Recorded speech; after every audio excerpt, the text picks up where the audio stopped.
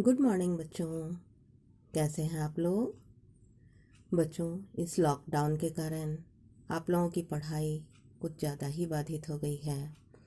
इसीलिए हमारे विद्यालय प्रबंधन ने यह प्रबंध किया है कि अब आप लोगों की ऑनलाइन स्टडी कराई जाएगी जब तक लॉकडाउन है। तो इसी सिलसिले में मैं उषा किरण, आपकी हिंदी की टीचर, आपको हिंदी ग्रामर के एक टॉपिक शब्द विचार का आज ऑनलाइन स्टडी कराने जा रही हूँ। बच्चों, इस टॉपिक में हम अध्ययन करेंगे कि शब्द किसे कहते हैं, शब्द और पद में क्या अंतर है, शब्द के कितने भेद होते हैं, इन सभी पर विस्तार से चर्चा करेंगे। तो आइए हम अपना टॉपिक शुरू करते हैं।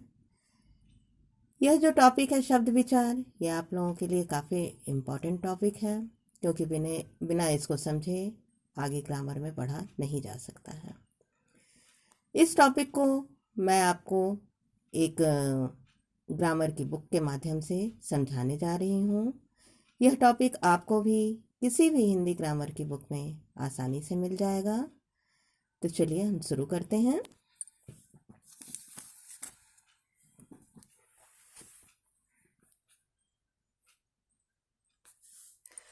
तो सबसे पहले हमारे मन में विचार आता है कि शब्द कहते किसको हैं।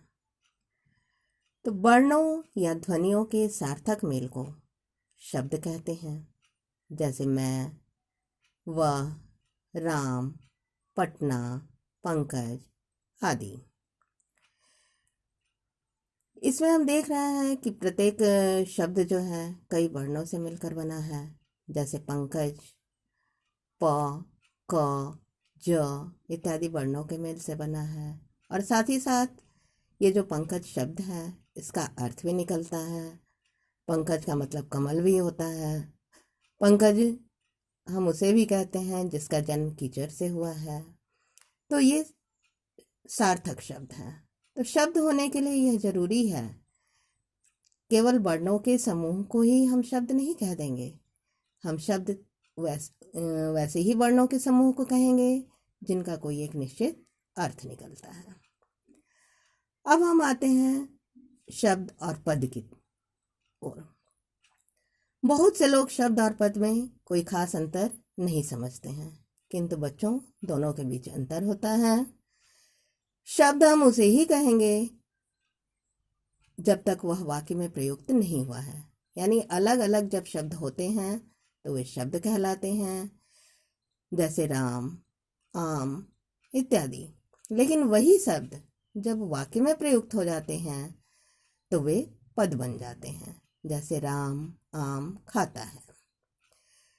तो स्पष्ट है कि कोई भी शब्द तभी तक शब्द कहलाता है जब तक वह वाक्य में प्रयुक्त नहीं होता है, और जब वह वाक्य में प्रयुक्त हो जाता है तो वह पद बन जाता है। अब हम आगे की ओर बढ़ते हैं कि शब्द के कितने भेद होते हैं। शब्दों के बहुत से भेद हैं। कई आधार पर इसका भेद किए गए हैं, जैसे अर्थ के आधार पर, व्युत्पत्ति या रचना के आधार पर, उत्पत्ति के आधार पर, रूपांतर के आधार पर इत्यादि। तो हम लोग बारी बारी से सभी का अध्ययन करेंगे। सबसे पहले हम आते हैं अर्थ के आधार पर। अर्थ के आधार पर शब्दों के दो भेद होते हैं, सार्थक शब्द और निरर्थक शब्द। सार्थक शब्द, जैसा कि नाम से ही स्पष्ट है, वैसे शब्द जिनका कोई ना कोई एक निश्चित अर्थ निकलता है वे सार्थक शब्द कहलाते हैं, जैसे रोटी, पानी, हल्ला, चाय इत्यादि। अब है निरर्थक शब्द। निरर्थक अर्थात ऐसे शब्द जिनका कोई निश्चित अर्थ नहीं निकलता है, वे निरर्थक शब्द कहलाते हैं, जैसे वोटी, पुल्टा, वानी, वाय इत्यादि। लेकिन व्याकरण में सिर्फ सार्थक शब्दों की ही चर्चा होती है, निरर्थक शब्दों की चर्चा नहीं होती है। लेकिन वही निरर्थक शब्द जब सार्थक शब्दों के साथ जोड़ दिए जाते हैं, सार्थक शब्दों के साथ मिल जाते हैं, तब उनकी भी चर्चा होती है, जैसे उल्टा पुल्टा, रोटी वोटी, खाना वाना, पानी वानी हल्ला गुल्ला इत्यादि।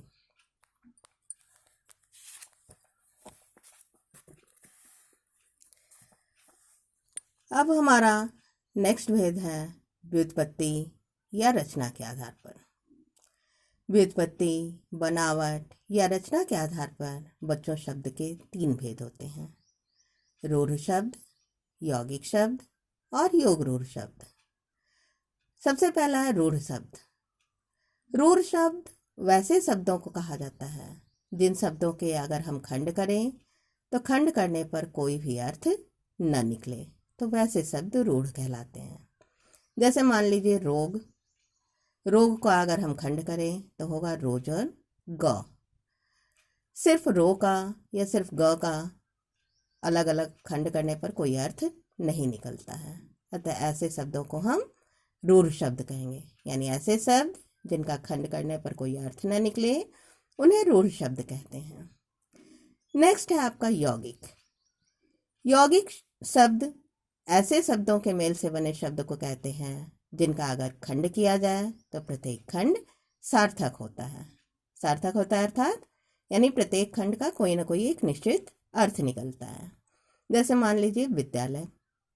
विद्यालय का अगर हम खंड करें तो होगा विद्या जोड़ आलय। विद्या कहते हैं ज्ञान को, बुद्धि को, आलय का मतलब होता है घर। तो इस तरह ऐसे शब्द जिनके प्रत्येक खंड सार्थक हो, हर खंड का कोई अर्थ निकले, उसे यौगिक शब्द कह लेते हैं। अगला है हमारा योग रूढ़ शब्द। योग रूढ़ शब्द भी यौगिक ही होते हैं, लेकिन इसमें अंतर सिर्फ इतना होता है कि इनका प्रत्येक खंड सार्थक तो होता है, लेकिन ये सामान्य अर्थ को छोड़कर कोई विशेष अर्थ बताते हैं। जैसे पंकज। पंकज का अगर हम खंड करें तो होगा पंक जोड़ ज। पंक का साधारण अर्थ होता है कीचड़, ज का अर्थ होता है जन्म लेने वाला, किंतु इसका विशेष अर्थ में प्रयुक्त होता है। पंकज का प्रयोग हम लोग कमल के लिए करते हैं, तो इसलिए यह योग रूढ़ शब्द हो गया। यानी ऐसे शब्द जो यौगिक तो होते हैं, जिनका प्रत्येक खंड सार्थक होता है, लेकिन वे साधारण अर्थ को छोड़कर कोई विशेष अर्थ बताते हैं, तो वे योग रूढ़ की श्रेणी में आते हैं। अब अगला टॉपिक है हमारा उत्पत्ति के आधार पर शब्दों के भेद। उत्पत्ति के आधार पर शब्द के 5 भेद होते हैं: तत्सम, तद्भव, देशज, विदेशज और संकर। सबसे पहले हम तत्सम की चर्चा करते हैं। तत्सम ऐसे शब्दों को कहते हैं जो संस्कृत भाषा से उत्पन्न हुए हैं और हिंदी भाषा में ज्यों के त्यों प्रयोग किए जाते हैं। जैसे नेत्र, अंक, पत्र इत्यादि।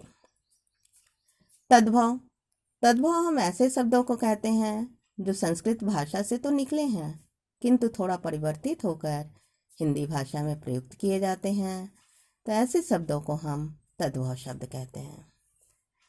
जैसे जिह्वा, ये तत्सम शब्द है, संस्कृत से बना है, और जीव ये उसका बदला हुआ रूप है, इसे हम तद्भव कहेंगे। तो आप जैसे रात्रि, ये संस्कृत शब्द है, ये तत्सम की श्रेणी में आएगा, और रात ये उसका बदला हुआ रूप है, तो इसे हम तद्भव कहेंगे। जैसे आम, ये तत्सम शब्द है, और आम उसका बदला हुआ रूप है, तो इसे हम तद्भव कहेंगे। इसके बाद है देशज। जैसा कि नाम से ही स्पष्ट हो रहा है कि ऐसे शब्द जिनकी उत्पत्ति बोलचाल की भाषा से हुई हो, अपने ही देश की बोलचाल की भाषा से हुई हो, वे देशज शब्द कहलाते हैं। जैसे आल्हा, अंगोड़ा, कांगड़ा, गट्ठर इत्यादि।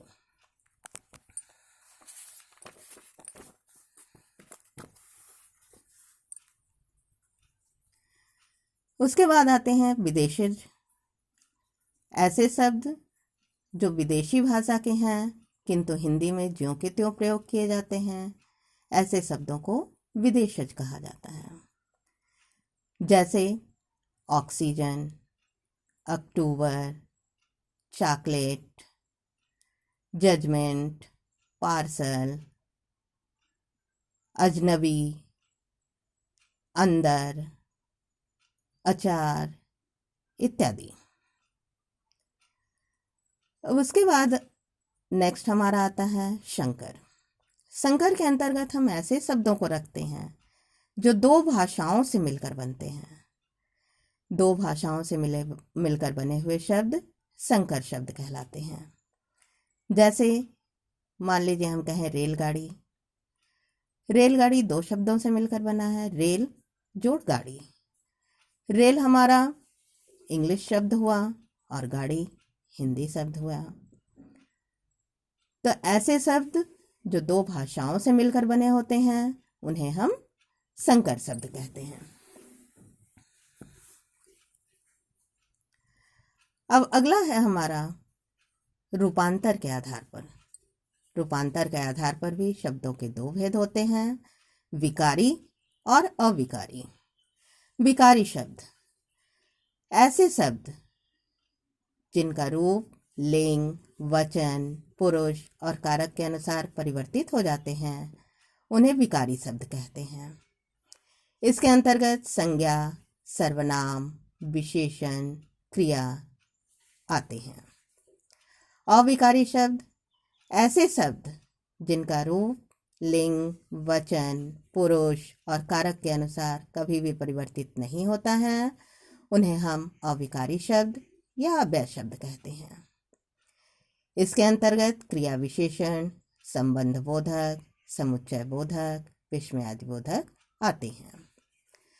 तो बच्चों, मैं उम्मीद करती हूँ कि शब्द विचार आप लोगों को अच्छे से इसका हर टॉपिक समझ आ गया होगा। इसलिए इसे आप ध्यान से सुने, अध्ययन करें और किसी भी बुक को उठाकर, किसी भी ग्रामर की बुक से इसे अच्छी तरह से समझने का प्रयास करें। इसके आधार पर आप लोगों ने जो भी अभी पढ़ा, कुछ प्रश्न हैं जिनका उत्तर आप लोग अपनी कॉपी में बनाने की कोशिश करेंगे। जैसे पहला है, शब्द और पद में क्या अंतर है, उदाहरण द्वारा स्पष्ट करें। दूसरा प्रश्न है, सार्थक और निरर्थक शब्द किसे कहते हैं। तीसरा है, व्युत्पत्ति और उत्पत्ति के आधार पर शब्दों के कितने भेद हैं, उनके नाम लिखें। विकारी और अविकारी शब्दों के नाम लिखें। रूढ़ और यौगिक शब्द किसे कहते हैं, उदाहरण स्पष्ट करें, यानी उदाहरण देकर इसको समझाना है। तत्सम और तद्भव किसे कहते हैं, उदाहरण द्वारा स्पष्ट करें। देशज और विदेशज शब्द से आप क्या समझते हैं, उदाहरण द्वारा स्पष्ट करें। निम्नांकित शब्दों में से सार्थक और निरर्थक शब्दों को चुनकर लिखना है, जो कि आपको दिया हुआ है। तो कम से कम इतने प्रश्नों के उत्तर बच्चों आप लोग अपनी कॉपी में अवश्य बना लीजिएगा। विद्यालय खुलने पर इन सभी प्रश्नों के उत्तरों की जांच की जाएगी। मैं पुनः आप लोगों के साथ दूसरे टॉपिक को लेकर उपस्थित होंगी। तब तक के लिए गुड बाय। आप घर में रहें, सुरक्षित रहें और मन लगाकर पढ़ाई करते रहें। जय हिंद।